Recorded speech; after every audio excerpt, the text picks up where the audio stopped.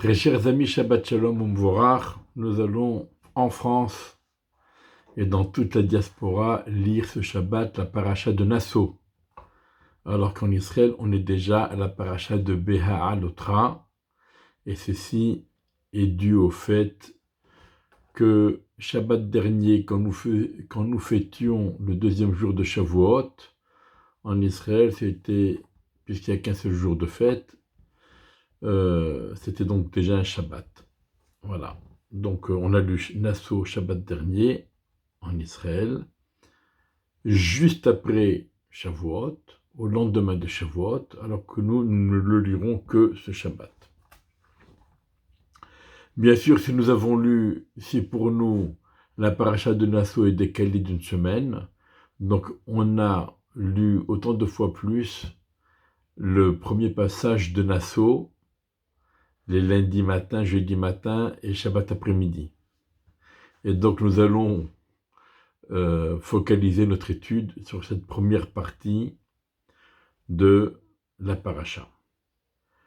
Et des premiers mots, Nassau et Rosh Bene Gereshon Gamhem, élève la tête des enfants de Gershon, eux aussi. Bon, en bon français, et on le sait bien puisqu'on a déjà vu à la fin de la paracha précédente, on l'a vu dans Kitissa, le mot Nassau ici veut dire recenser. Recenser le nombre de Bene Gershon, eux aussi. Donc, qu'est-ce que ça veut dire eux aussi? Rachid nous dit, comme tu l'as fait pour les enfants de Kehat, fais-le pour les enfants de Gershon.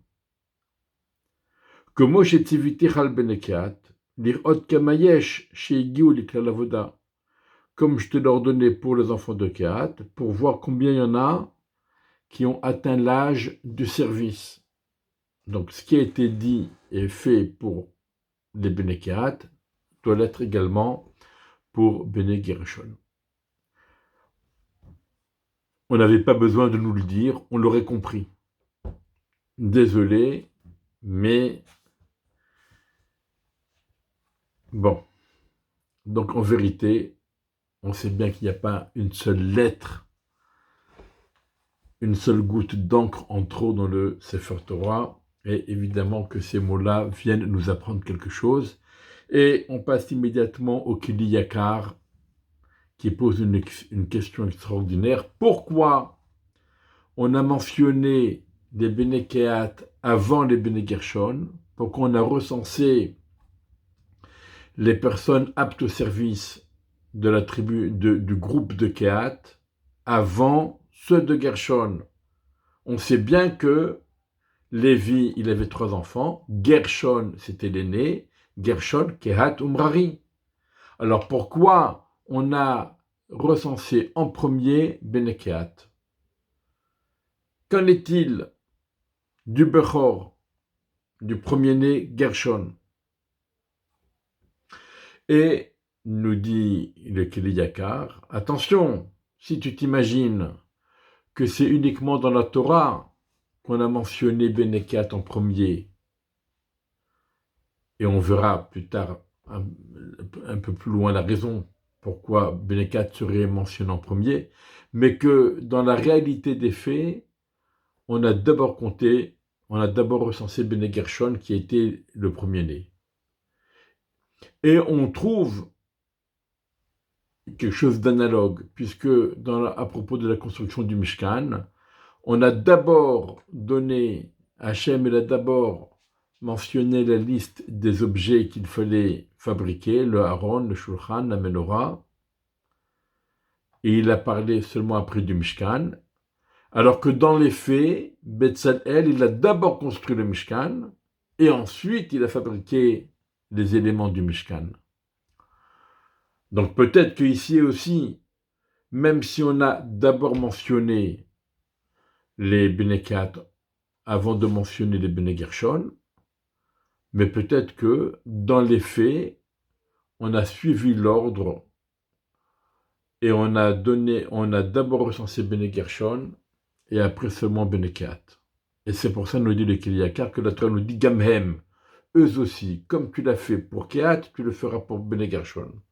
Donc le mot Gamhem vient insister sur le fait que, aussi bien dans le texte de la Torah que dans les faits, Bnei Kehat ont été recensés en premier.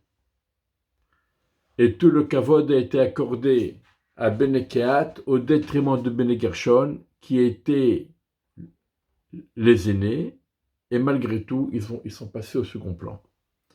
Et donc la question reste entière, pourquoi Bnei Kehat ont doublé en quelque sorte Bnei Gershon?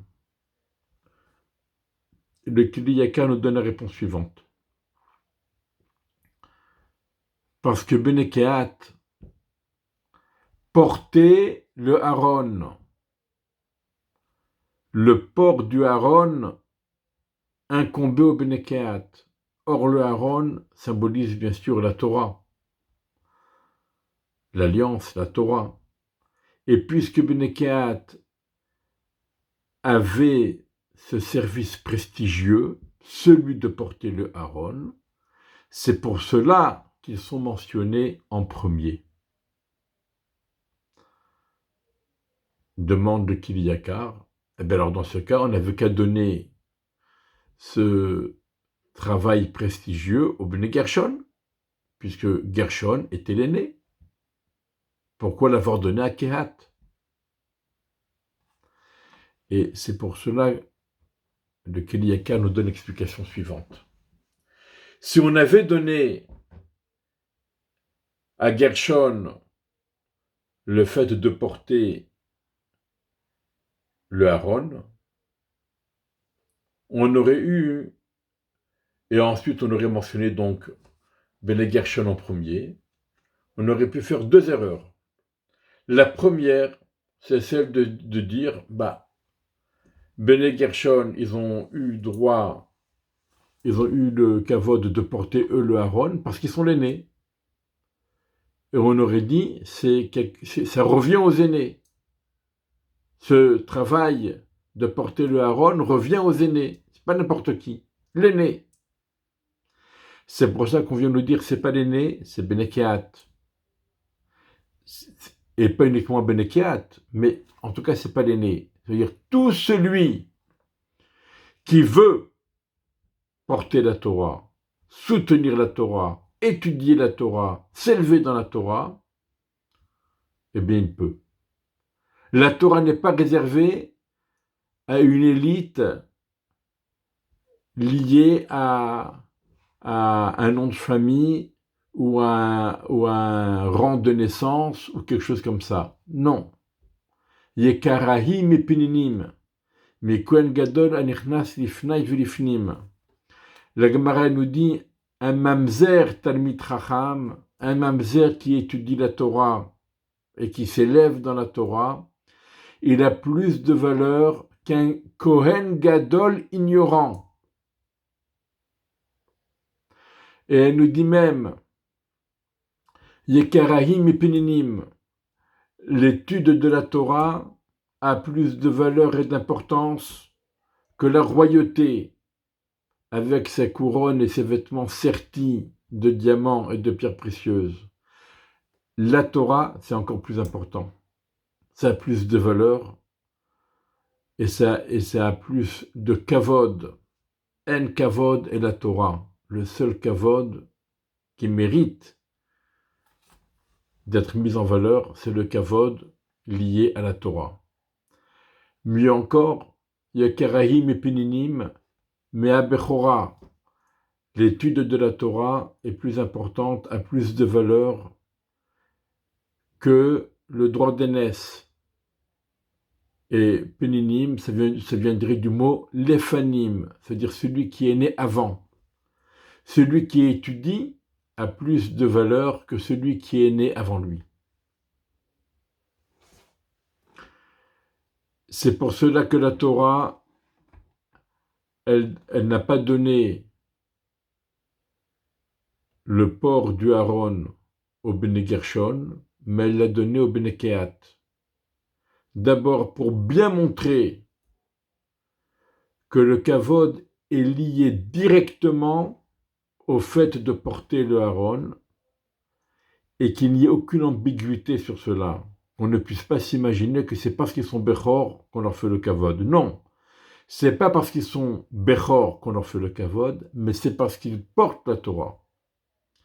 Et la Torah, elle a accordé à Bnei Kehat de porter le haron et non pas Bnei Gershon pour bien montrer que ce n'est pas quelque chose qui est mérité et qui est dû pour une raison comme le droit d'aînesse ou une quelconque lettre de noblesse. Non, ça dépend uniquement de son investissement dans l'étude de la Torah. Le Kiliaka rajoute pourquoi Bnei Kehat sont nommés et recensés en premier, parce que c'est de Bnei Kehat que sont sortis Moshe et Aaron qui nous ont transmis la Torah. Si Moshe et Aaron sont sortis de Kehat, si Amram, avant eux, était donc un enfant de Kehat, c'est parce que dans ce groupe du Kehati, il y avait un attachement particulier à la Torah, un investissement particulier à la Torah, qui méritait d'être mis en valeur et d'être récompensé. Voilà, c'est ce que la Torah vient nous dire dès le début de la paracha, une paracha que l'on lit toujours après Shavuot, en Israël le lendemain, ici une semaine après, mais qu'on lit toujours après Shavuot, presque toujours après Shavuot. La première leçon de la paracha, c'est le kavod qui est dû aux Talmidei Chachamim, à ceux qui étudient la Torah, à ceux qui s'investissent dans la Torah. C'est eux qui méritent le kavod en priorité sur leurs aînés. Shabbat Shalom Umvorach. Bonne méditation.